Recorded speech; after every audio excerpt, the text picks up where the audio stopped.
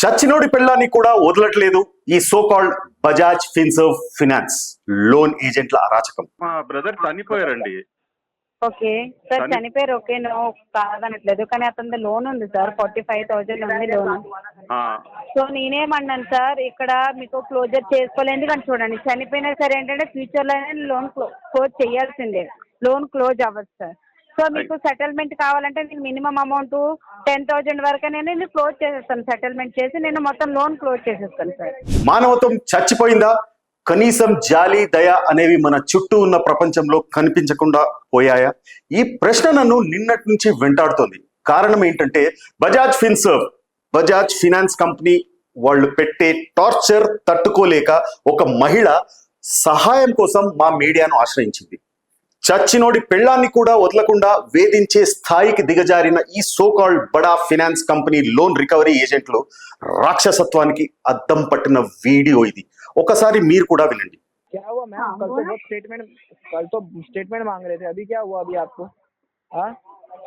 हाँ, क्या किसी का पैसा खाने के बाद पैसा भरने के लिए नहीं हो रहा क्या आपको? हाँ मैडम। सर जी एक बात मैं बहुत करती हूँ, वो संतोष जी एक्सपायर हो गया, डेथ हो गया। अच्छा, हाँ ठीक है, तो ये आपने मुझे बताया। आपका नाम सुनीता है ना? हाँ मेरा नाम सुनीता है। हाँ मेरा नाम सुनीता। बराबर, तो आपने मुझे बताया ये चीज। आपको पता है क्या उनका अगर डेथ सर्टिफिकेट आपके पास होता तो आपका पता है कि ये जो पैसा है ना, ये 4-5 हजार में भी आपका सुनो तो, ये 4-5 हजार में भी ना आपका सेटलमेंट हो जाता, ठीक है? अभी तक 4 to 5,000 में भी आपका सेटलमेंट हो जाता है। ये समझ मेरे पास भरने के लिए पैसे भी नहीं है ना। तो मैम देखो ना, ऐसा नहीं होता ना। अगर किसी का पैसा खाए और आपने जो उन्होंने लोन लिया था, ठीक है, उन्होंने जो लोन लिया था उसका यूज तो आपने भी किया ना। वो तो ठीक है, अभी उनका डेथ हो गया ना, मैं कैसे पे करना बोलो? मैम देखो, अगर आज के दिन में आप भरते हो, अगर आप आज भरे हुए, आपको मैं 3,000 में आपका डेथ सर्टिफिकेट लगेगा, 3,000 में मैं कंप्लीट करके दे दूंगा। अगर आप आज के दिन में नहीं भरते हो मैम, तो मैं इसके लिए कुछ भी नहीं कर पाऊंगा। आपको कॉल आते रहेगा। लीगल में जाने के बाद आपको कोर्ट में बुला के अपना एडवोकेट हायर करके वहाँ पे पूरा ही पैसा भरना पड़ेगा। ये क्लियर है मैम। ఈ ఆడియోలో ఒకవైపు భర్తను కోల్పోయి పుట్టెడు దుఃఖంలో ఉన్న సునీత అనే మహిళ, మరోవైపు బజాజ్ ఫినాన్స్ కంపెనీకి చెందిన ఒక ఉద్యోగి లేదా ఏజెంట్. వాళ్ళ పేర్లు నరేంద్ర మరియు దేవి. మా ఆయన చనిపోయిండు అని ఆవిడ ఏడుస్తూ చెబుతుంటే అవతలి నుంచి జాలి మాటలు వస్తాయి అనుకున్నారు. కానీ వచ్చిన సమాధానం, చనిపోతే చనిపోయిండు సరే, లోన్ కట్టాలిగా. అక్కడితో ఆగలేదు. ముందే డెత్ సర్టిఫికేట్ ఇస్తే 10,000కో 4-5,000కో సెటిల్ అయ్యేదిగా. కానీ ఇప్పుడు కుదరదు అని మొదట ఆశ చూపి ఆ తర్వాత తన అసలు రంగు బయట పెట్టారు. డబ్బులు లేవు, టైం కావాలి అని ఆ అభాగ్యురాలు వేడుకుంటుంటే, టైం లేదు, గేమ్ లేదు, డబ్బులు మీరు కూడా వాడారుగా, కట్టకపోతే బజార్న పడేస్తాం, రోజు ఫోన్లు చేసి సతాయిస్తాం, టార్చర్ చేస్తాం, లీగల్ గా పోతాం, మీరు అడ్వకేట్ ని పెట్టుకోవాలి, దానికి డబ్బులు కూడా మీరే పెట్టుకోవాలని బెదిరిస్తున్నాడు. పైగా లోన్ తీసుకున్నప్పుడు ఆయనతో పాటు మీరు కూడా డబ్బును వాడారుగా, ఎంజాయ్ చేశారుగా, అవునా కాదా? లేకపోతే మీ హస్బెండ్ ఇంకెవరికైనా ఖర్చు పెట్టాడా అని అసహ్యంగా మాట్లాడాడు. బాధ్యత మీదే అంటూ నిందను సునీత పైకి నెట్టారు. సరే, అతను మగాడు, నోటికొచ్చినట్లు మాట్లాడాడు అనుకుంటే, దేవి అనే ఆమె ఇంకా దారుణంగా బేరాలాడుతోంది. ముందు 45,000 కట్టాలి అని చెప్పిన ఆమె తర్వాత బేరసారాలకు దిగింది. 4,000 కట్టండి అని చెప్పి బేరసారాలకు ఎలా వినిందో మీరు వినండి. 4,000 కట్టండి చాలు అంటుందంటే అసలు ఆ డబ్బులు కంపెనీకి వెళ్తాయా లేక వీళ్ళ సొంతానికి వాడుకుంటారా? ఒక్కసారి అది కూడా వినండి. సంతోష్ కుమార్ గారేనా మాట్లాడేది? లేదండి, నేను సంతోష్ కుమార్ వాళ్ళ బ్రదర్ మాట్లాడుతున్నాను. మీ పేరేంటి మేడం? నా పేరు దేవి సార్.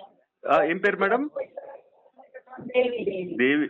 మీరు బజాజ్ కంపెనీ అండి? Bajaj finance sir, Bajaj sir.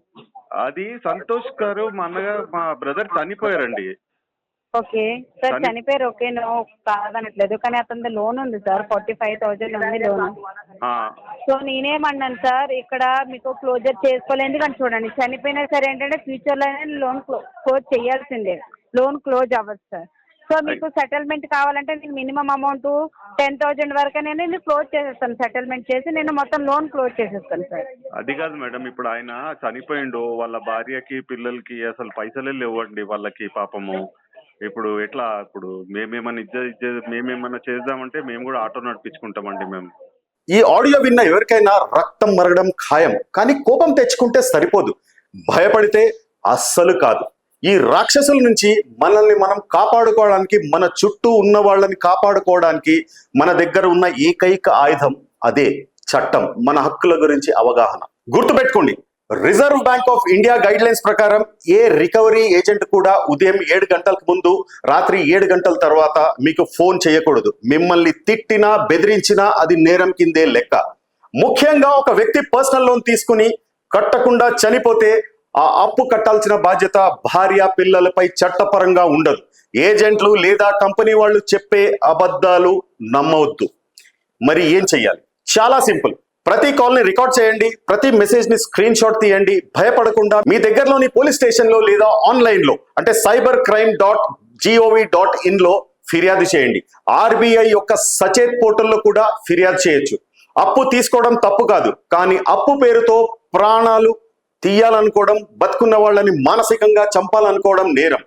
ఈ సమాచారాన్ని దయచేసి మీకు తెలిసిన ప్రతి ఒక్కరికి షేర్ చేయండి. మీ ఒక్క షేర్ సునీత లాంటి మరో అమాయకురాల్ని, మరో నిస్సహాయ కుటుంబాన్ని ఈ వేధింపుల నుంచి కాపాడొచ్చు. మనకు తెలిసింది ఈ ఒక్క ఇన్సిడెంట్ మాత్రమే, తెలియనివి ఇంకెన్నో. మీకు కూడా ఇలాంటివి తెలిసినా, లేక మీకు తెలిసిన వాళ్లకు ఇలాంటివి ఎదురైన మెసేజ్ రూపంలో మాకు తెలియజేయండి. మీ పక్కన మేము నిలబడతాం. తస్మాత్ జాగ్రత్త.